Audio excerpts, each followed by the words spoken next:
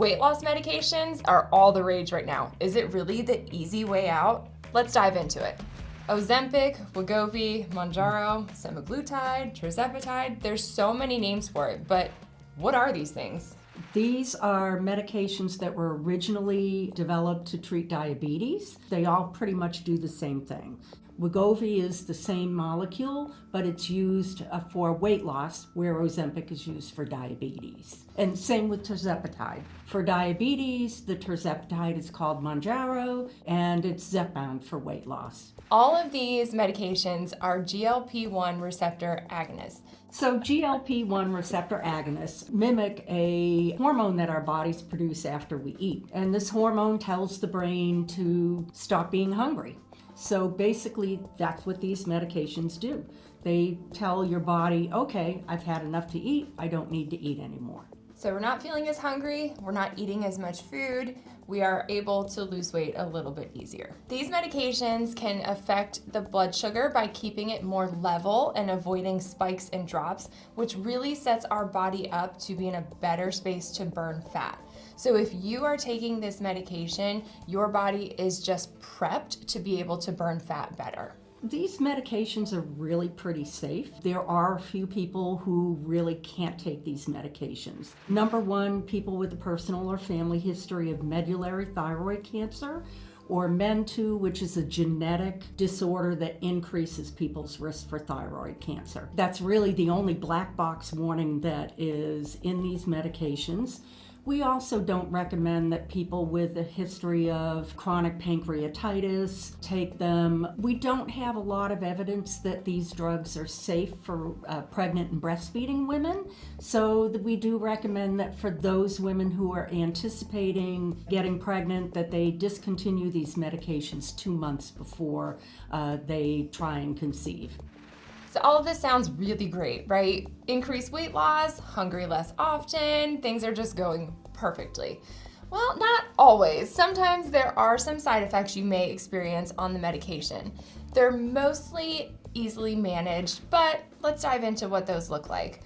Well, first one that we hear about is nausea. Most people find that if they have nausea at all, it tends to come and go. It tends to get better over time as your body adjusts to the medication. Most people manage it by eating or drinking when they feel a little bit nauseous. For those who really struggle with it, we can provide medication to help with that. That's a great point. I've noticed that myself and patients that I've worked with have experienced nausea when they let their stomach stay empty for too long. So definitely eating smaller bits throughout the day, snacking, high protein foods can help to decrease the nausea that we feel. Absolutely. Second one that we constantly hear about is constipation. These drugs slow the GI system down, so that's a pretty common complaint. Easily managed, just making sure that you're getting plenty of fiber in your diet, increasing water intake. Over-the-counter stool softeners and occasional mild laxatives can be helpful as well.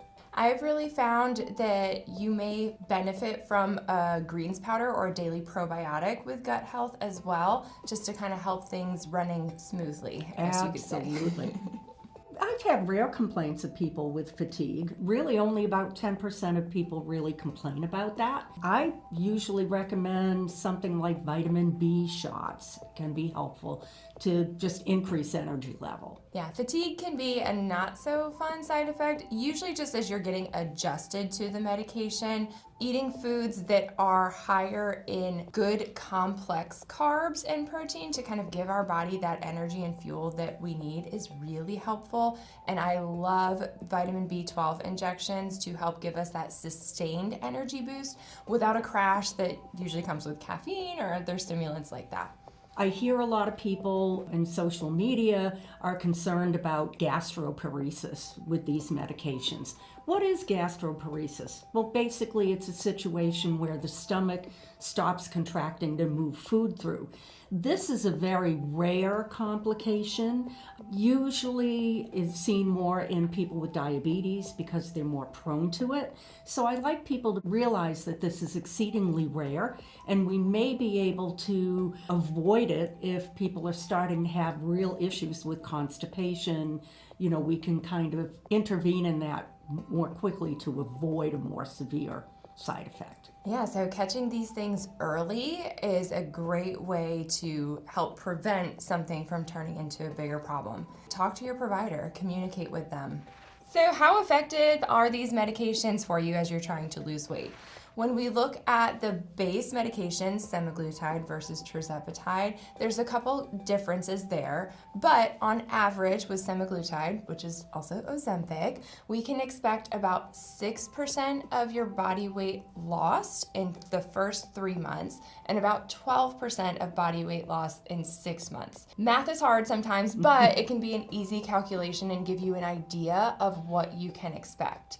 Now, tirzepatide or Mounjaro, yep. Yes, that one we see a little bit more weight loss associated. So usually on the higher side of like 15% after about 6 months of weight loss there. There is no right or wrong answer, just depending on your specific body, your goals, and which one is going to work the best with you.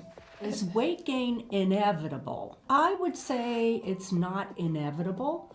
But like any other modality for weight loss, once you stop using that modality, people will tend to gain some weight back. I think people who are more successful in maintaining weight loss are those who have developed healthier eating habits, better exercise habits, and realize or are mindful about those hunger cues that may return once you're off these medications. Yeah, these medications are a tool in the toolbox. They are not a miracle medication that is going to just fix all of your problems and you'll never have to deal with them again. They are a tool to help us learn healthier habits and establish different routines in our life so that when we do come off of them, we can carry that through. Some people like to think that it's kind of a magic pill, and it is not. Like KP said, it's an extra tool in the toolbox, and that's important to remember. Diet and exercise still play an important role when you are taking these weight loss medications. We do want to make sure we are feeding our body the right things, especially since we may be eating less. It's going to be even more important to make sure that we are having good things in our diet, the things that our body needs. So that's still an important part of it. And in any weight loss situation, whether it is with a medication or without it, feeding your body the proper tools to maintain muscle mass is helpful. And weightlifting or exercise and movement can aid in that as well. Let's talk about some of the myths associated with Ozempic, Wegovy, Mounjaro. So one of the things that I commonly hear as a concern from patients like you is Ozempic face. Am I going to lose so much weight so fast that my face is gaunt and now I have to look at fillers or other treatments to help repair that? Not necessarily. Weight loss comes from a lot of different areas in the body. Unfortunately, we don't get to choose where that weight comes from first. I know personally, I have a couple places I'd love for it to go and a couple places I'd love for it to stay, but we don't get to pick. So some people will lose a little bit more weight from their face.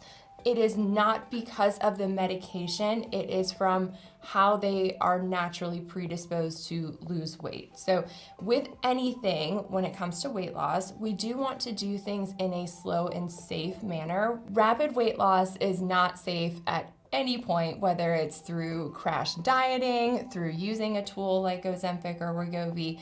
So doing things slow and steady is going to be the best way to win this race. A big barrier for a lot of people is cost. So how much do these medications cost? They are quite expensive, and they are intended, for the most part, to be taken lifelong. The developers of these medications see obesity as a chronic disease, not dissimilar to high blood pressure and that kind of thing. In reality, partly because of their cost, we do know that people stop using them for financial purposes. So cost can be a barrier for these medications. Some of the ways that we can look at mitigating that cost or helping it out a little bit, sometimes people are lucky enough to have this covered under insurance. That is such a blessing. A lot of us aren't. So if you are one of the people who are not able to have this covered by insurance or you don't have insurance, there are other options. Compounding pharmacies have been able to offer this at a lower cost for patients. You do want to do your research and make sure that you are going with a reputable provider and a reputable source of the compounded medications. Tirzepatide does tend to be a little bit more expensive than semaglutide, but there are options out there. Now, these medications are intended to be lifelong, but because of that cost, that's just not sustainable for most patients. So how do we go off these medications? Well, there are lots of different options for discontinuing, whether it is tapering off, just stopping abruptly. There is no real right or wrong answer, but your provider can help guide you through that process. You can just discontinue. Your hunger will come back, your cravings will come back, you won't feel as full as quick. That's when willpower really kicks in and having more of a structure to your weight loss journey. I kind of suggest weaning as a way to come off these medications, especially if you're on a higher dose. Either spacing injections further apart or decreasing the dose slowly allows you to adjust to those small changes in appetite that occur over time. I kind of feel that that's a little bit better way to do it. I like that. It's a more gentle approach to coming off of the medication.